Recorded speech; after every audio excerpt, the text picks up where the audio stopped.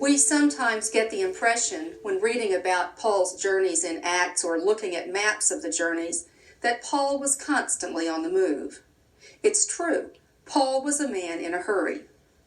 For one thing, he was sure the end of the age was near.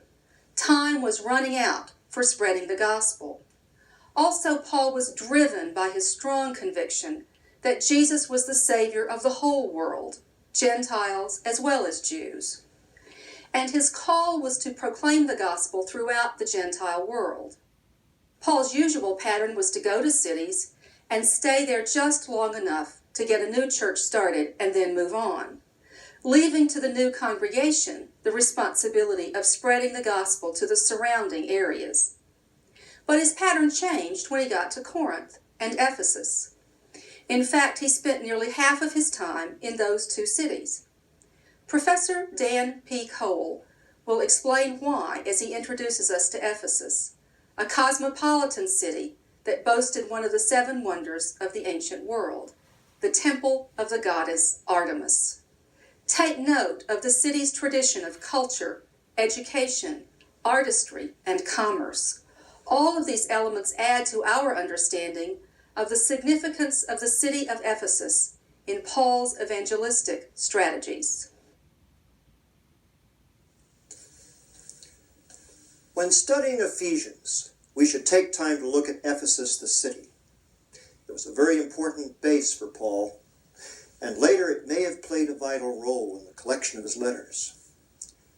Acts 13 through 20 describes 3 missionary journeys by Paul over a 7-year period, from about AD 48 to 55.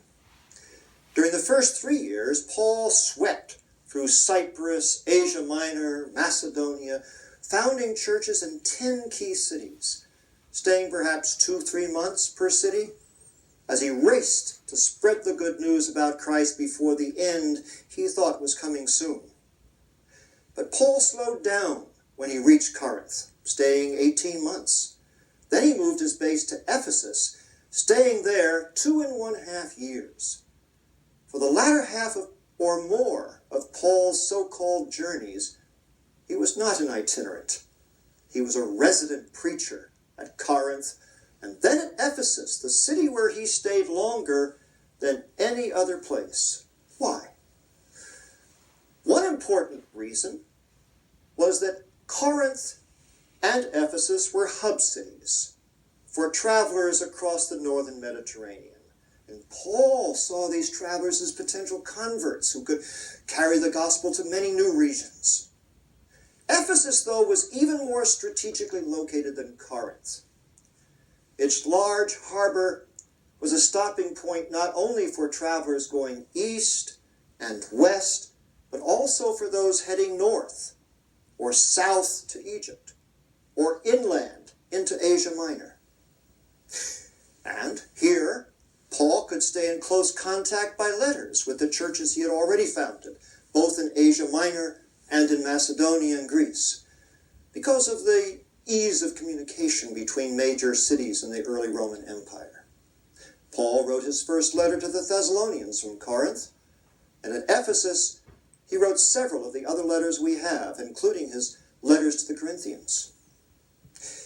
The archaeological remains at Ephesus suggest further reasons why this city was so attractive to Paul as a missionary base. Ephesus proves to have been one of the largest cities of the Roman Empire. Archaeologists estimate a population of up to 250,000 people.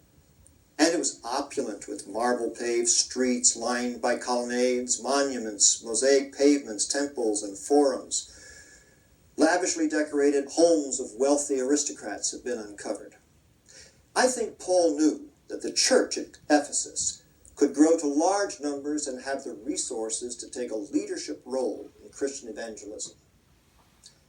Ephesus was a cultural crossroads between East and West.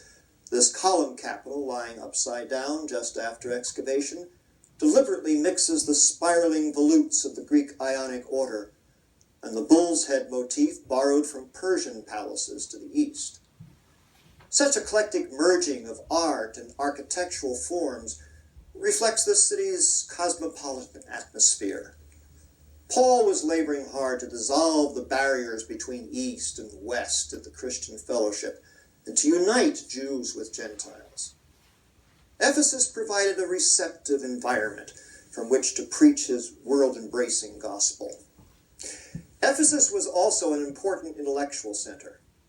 This recently re-erected facade of the magnificent Library of Celsus was built a half-century after Paul was there, but it reflects a tradition of scholarship and intellectual inquiry in this region that goes back centuries.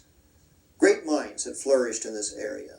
Thales, the father of mathematics, the philosophers Anaximander and Anaximenes, Herodotus the historian, Hippocrates the physician. Centuries later, Paul probably was delighted to lock horns with the prestigious scholars he found here. Perhaps his sessions with them inspired the words he wrote from Ephesus to the Corinthians about the foolishness of God being wiser than human wisdom. Ephesus held a major religious shrine of the Ephesian goddess Artemis, called Diana by the Romans. This statue, uncovered at Ephesus, is one of several replicas of the grand cult statue that stood in her great temple nearby. The Ephesian Artemis had a reputation as the superlative mother goddess, and we see her here covered with symbols associated with her superabundant fertility. Her temple was declared one of the 7 wonders of the world and attracted pilgrims from all over the Mediterranean. The cult of Artemis represented a formidable challenge to Paul. Acts 19 records a near riot incited by the silver makers whose business of making votive statues of Artemis was being hurt by Paul's preaching. Demonstrators packed this theater at Ephesus, which could hold almost 25,000 people, chanting, "Great is Artemis of the Ephesians," attempting to get Paul jailed. When Paul wrote in 1 Corinthians 16:9, explaining why he was staying longer at Ephesus, he said, "A wide door for effective work has opened to me, and there are many adversaries." Certainly the Artemis cult was among his Ephesian adversaries. So the evidence from geography and archaeology suggests that Ephesus was important to Paul for several reasons: strategic location, great size and wealth, the merging here of Eastern and Western cultures, its major intellectual center, and the special challenge presented by its popular pilgrim shrine to Artemis. Later, Ephesus may have played another very important role for Paul and for us.